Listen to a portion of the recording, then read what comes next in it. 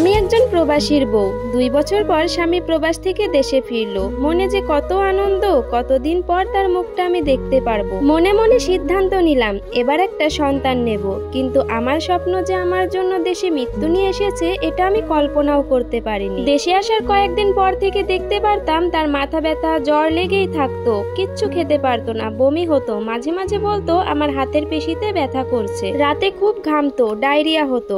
আমরা ভাবলাম এক দেশ থেকে আরেক দেশে এসেছে তাই হয়তো এমনটা হচ্ছে। গ্রামের ফার্মেসি থেকে সাধারণ ওষুধই খেত। আস্তে আস্তে কেমন জানি আমার স্বামী দুর্বল হতে থাকে। কিন্তু আমি তো আগে থেকেই ভেবে রেখেছিলাম এবার একটা সন্তান নিবই। তাকে আমি বারবার বলতাম এবার আমার একটা সন্তান লাগবে, তুমি আমাকে রেখে ওই দূর প্রবাসে চলে যাও, আমার একা একা থাকতে কত কষ্ট লাগে। তখন সে আমাকে কিছু না বলে চোখের পানি মুছতে থাকে। রাতে সে আমার কাছে আসতে চাইতো না, আমি এক প্রকার জোর করেই তার কাছে যেতাম, কিন্তু সে কেন এমনটা করতো কিছুই বলতো না। মোটামুটি 1 মাস পর সে খুবই অসুস্থ হয়ে যায়। সাধারণ ওষুধে তার আর জ্বর কমছিল না, সাথে ডায়রিয়ায় কাহিল হয়ে যায়। আমরা তাকে স্থানীয় হসপিটালে নিয়ে যাই। ডাক্তার উপসর্গগুলো দেখে তাকে কিছু টেস্ট করতে দেয়, কিন্তু এই টেস্টগুলো এখানে হবে না। আমরা তাকে সাথে সাথে নিয়ে যাই বড় হসপিটালে। টেস্ট করার পর ডক্টর যেটা বললেন সেটার জন্য আমরা কেউই প্রস্তুত ছিলাম না। আমার স্বামী নাকি HIV রোগে আক্রান্ত।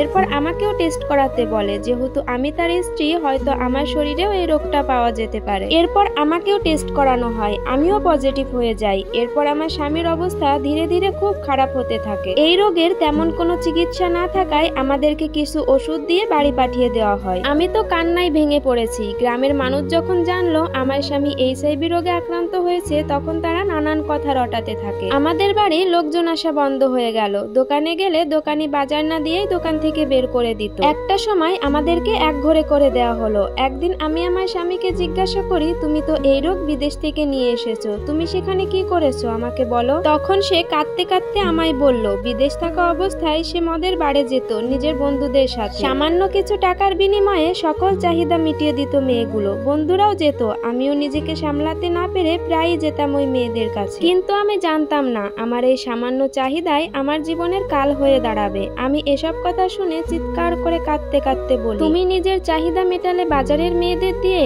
আর শরীরে নিয়ে আসলে মরণ ব্যাধি।